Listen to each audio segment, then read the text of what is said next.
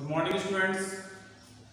आज class 9 exercise 6.2 start करेंगे और इससे पिछली वीडियो में हमने एक्सरसाइज 6.1 में स्टूडेंट्स क्या सीखा था वो समझ लीजिए पहले। और सबसे पहले हमने क्या सीखा था कि जब दो लाइन इंटरसेक्ट करते हैं तो ये एंगल इस एंगल के इक्वल होता है, जिसको बोलते हैं हम वर्टिकल अपोजिट एंगल। इसको क्या बोलते हैं students? Vertical opposite angle.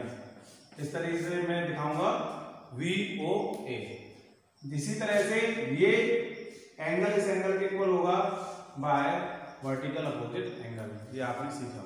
Okay, अब क्या करेंगे, इस एक्सरसाइज में आपको पैरेलल लाइन मिलेगी। क्या मिलेंगी स्टूडेंट? Parallel line. सपोज ये पैरेलल लाइन है और हमने एक लाइन ये इंटरसेक्ट कर दी, तो ये जो एंगल होगा ये वो इस एंगल के क्या होगा स्टूडेंट्स? इक्वल होगा। क्या होगा? इक्वल होगा। ये प्रॉपर्टी को क्या बोलेंगे? सपोज यहाँ एंगल 1 है और ये एंगल 2 है, तो एंगल 1 इक्वल टू एंगल 2, इसको बोलेंगे students alternate angle property. Clear हो गया कि नहीं? अल्टरनेट एंगल प्रॉपर्टी के अकॉर्डिंग क्या होगा? एंगल 1 एंगल 2 का क्या होगा? इक्वल होगा। दो बातें क्लियर हुई है नहीं? यस। और तीसरी बात आप जानते हैं कि अगर मैं एक लाइन ये कर दिया और ये अगर हमें पता है एंगल 1 और ये हमें नहीं पता है, ये हमारा x फाइंड करना है, तो स्टूडेंट्स क्या करेंगे? इन दोनों का सम क्या होता है? x + 1 equal to 180 degree. क्यों? क्योंकि ये लीनियर पेयर लाइन है। इस पर बने एंगल कितने का होता है? 180 डिग्री का। 1, 2 एंड 3 कंडीशंस आपकी इस एक्सरसाइज में लगेंगी। स्टूडेंट्स ध्यान से समझिए। स्टूडेंट्स अब आते हैं क्वेश्चन नंबर फर्स्ट क्वेश्चन है students, in the figure find the values of x and y and then so that AB parallel to CD। तो स्टूडेंट्स मैंने जो कंडीशन आपको बताई थी उसी को फुलफिल करेंगे। फिगर आपके सामने है, find the value of x निकालना है और y निकालना है। ये बात ध्यान रखिए। अब देखिए सबसे पहले अगर हमें ये 50 दे रखा है तो हम यहाँ पर x की वैल्यू फाइंड कर सकते हैं। जैसे आपको पता होना चाहिए, अगर मैं 50 + x ले लेता हूं, सपोज 50 + x कितना होगा? 180। यहां क्या लिख देंगे students? Linear pair Exim. Clear हुआ है नहीं? अब क्या करेंगे? x की वैल्यू फाइंड हो गई 180 माइनस के 50, the value of x equal to 130 degree. ये डिग्री मेंशन कर लीजिए। x की वैल्यू आ गई। अब यहां से हम y की वैल्यू फाइंड कर सकते हैं, तो लिख सकते हैं स्टूडेंट्स देन एंगल जो क्या है स्टूडेंट्स? O डैश और D इक्वल टू जो लिखा हुआ है y, वो किसके इक्वल है? 130 के इक्वल होगा bye vertical opposite angle. Yes या नो? तो ये x की वैल्यू और y की वैल्यू फाइंड हो गई और ये x और y की वैल्यू इक्वल है। The value of x and y are equal, then x equal to y equal है, तो क्या होगा? AB पैरेलल टू CD होगा। याद रखिए, जब AB पैरेलल टू CD होगा तभी कंडीशन बनेगी स्टूडेंट्स, जब ये एंगल इसके क्या होगा? इक्वल होगा। ये आपको प्रूव करना था। Okay students? Yes students, question number 2, in the figure if AB parallel to CD, AB जो लाइन है वो CD के क्या है? पैरेलल है, एंड CD जो लाइन है वो EF के क्या है स्टूडेंट्स? पैरेलल है, एंड Y रेशियो Z जो दे रखा है स्टूडेंट्स वो देखिए क्या है? 3:7। ओके, फाइंड x की वैल्यू फाइंड करनी है। x की वैल्यू क्या है? फाइंड करनी है। तो कोई दिक्कत नहीं, सबसे पहले अगर हम y और z की वैल्यू फाइंड कर पाएंगे तभी हम x की वैल्यू फाइंड कर पाएंगे। ओके, तो सपोज ये हमारा y और z है, तो हम इसको ले लेंगे लेट y इक्वल टू 3, क्या ले लेंगे, x y z तो है, तो ले लेंगे स्टूडेंट्स 3a और z इक्वल टू हो जाएगा 7। Okay students, equation number first ले लीजिए इसको। अब देखिए कैसे करेंगे। अगर मैं ये z है स्टूडेंट्स, तो ये z यहाँ पे आ सकता है या नहीं, ये बता दो मुझे, बताइए। z जो है वो यहाँ आ सकता है, किससे, बाय क्या लिया था स्टूडेंट्स, अल्टरनेट एंगल। कब अल्टरनेट एंगल का यूज होता है, अगर मैं इससे कह सकता हूं स्टूडेंट से h ले लीजिए, i ले लीजिए, और मैं ये कहूंगा एंगल CHI, एंगल CHI जो है वो इक्वल है स्टूडेंट्स एंगल HIF के, किसके, by alternate angle property. Clear हुआ स्टूडेंट्स या नहीं। और ये अल्टरनेट एंगल प्रॉपर्टी तभी काम करेगी जब C और D पैरेलल होगा किसके, EF के, जो हमारे पास गिवन है। ओके स्टूडेंट्स, तो हमें ये इक्वल हो गया, तो हमारी जो वैल्यू होगी वो यहाँ पे Z आ गई या नहीं, CHI की जो वैल्यू है वो कितना हो गया, Z लेते हैं। अब इससे यहां Z आ गया, तो आपको एक चीज क्लियर हो जाएगी कि अगर G और I is a pair line है, इफ GI इज अ, क्या ले लेंगे स्टूडेंट्स, पेयर लाइन, तो क्या मिलेगा, देखिए y plus z equal to 180 degree. Yes या नो स्टूडेंट्स, क्लियर हुआ, यस, y अपॉन y और z की जो वैल्यू हो गई प्लस कर कर, वो कितनी आ गई, 180। इक्वेशन फर्स्ट देखिए, तो यहां लिख देंगे स्टूडेंट्स फ्रॉम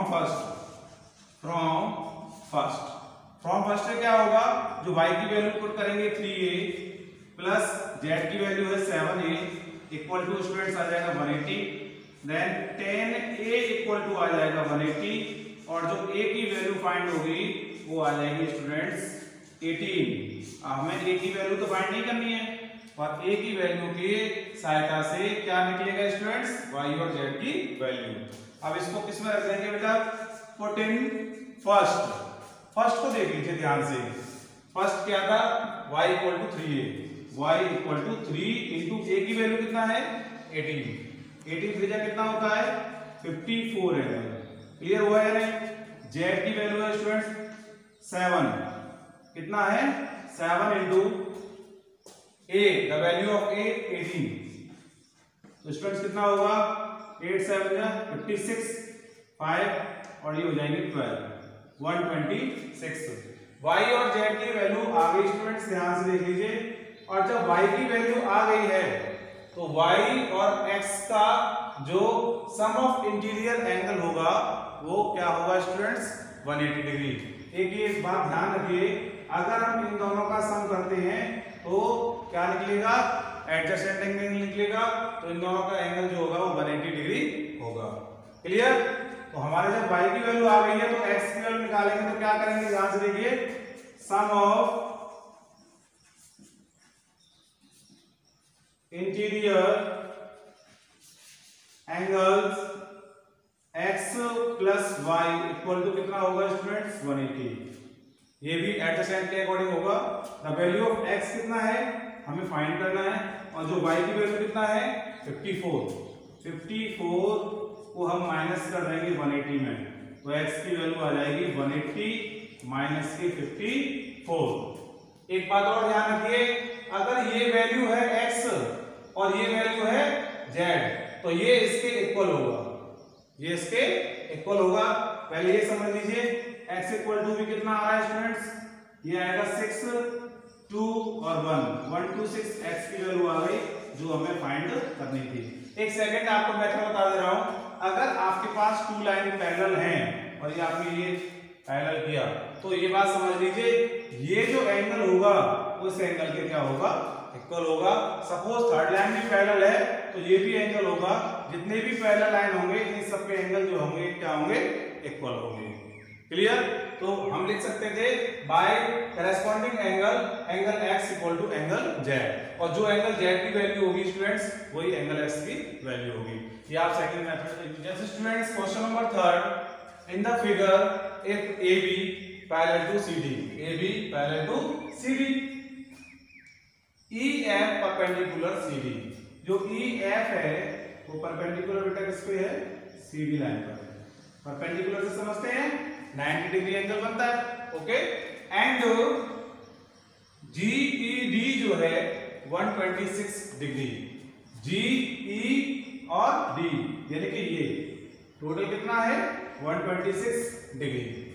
फाइंड करना है एंगल AGE, एंगल AGE यहां पे मार्क लगा लेते हैं, ये फाइंड करना है। GEF, GE एंड F यानी कि ये फाइंड करना है, ओके। एंड FGE, FG और E यानी कि ये फाइंड करना है। क्लियर हो गया? हमें किसको सबसे पहले फाइंड करना है, किसको लास्ट में फाइंड करना है, इससे हमें कोई मतलब नहीं है। जो हमारा सुटेबल अकॉर्डिंग टू प्रॉपर्टी सबसे पहले आ जाए तो हमारा आंसर होगा, ओके। तो देखिए सबसे पहले टोटल जो नंबर है GED का जो एंगल है वो टोटल कितना है स्टूडेंट्स? 126। अब GED बनेगा कैसे वो देख लीजिए, गिवन में दिया हुआ है, given GED equal to 126।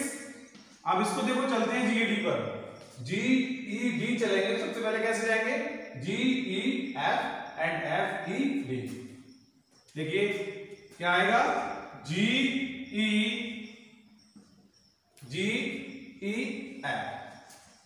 Plus angle F द्वारा से चलेंगे FED इक्वल टू कितना है स्टूडेंट्स? 126। और एक बात ध्यान रखिए, जो ये FED है वो कितने डिग्री का एंगल है? 90 डिग्री का। ये बात पता होना चाहिए आपको। तो एंगल GEF फाइंड हो जाएगा स्टूडेंट्स, यहां आ जाएगा 90 degree equal to 126। Then GEF equal हो जाएगा 126 माइनस के 90 डिग्री। क्लियर?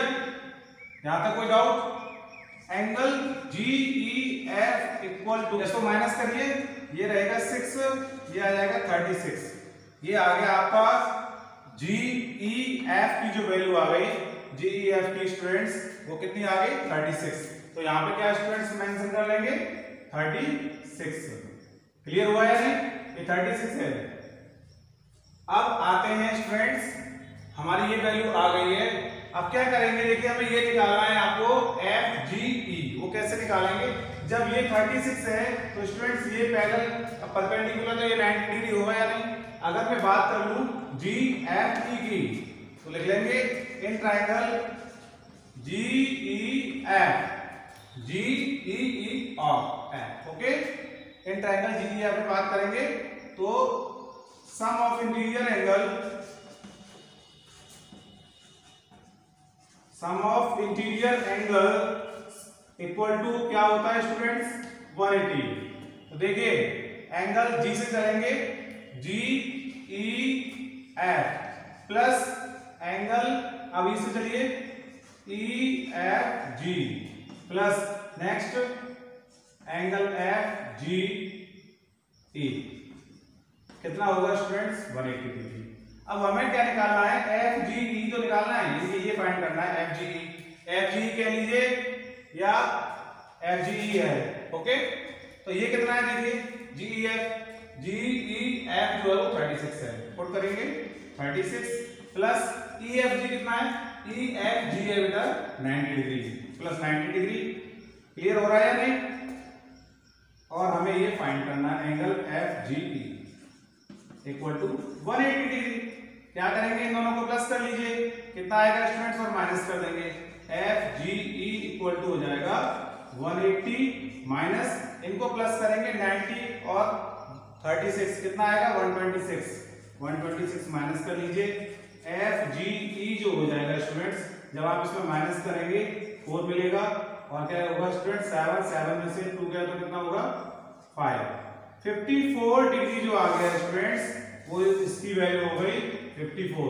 ये भी फाइंड हो गया, ये फाइंड हो गया, रहा क्या ये। आप देखिए इसमें एक प्रॉपर्टी लगा देते हैं जो आपको सॉल्व कर देगी।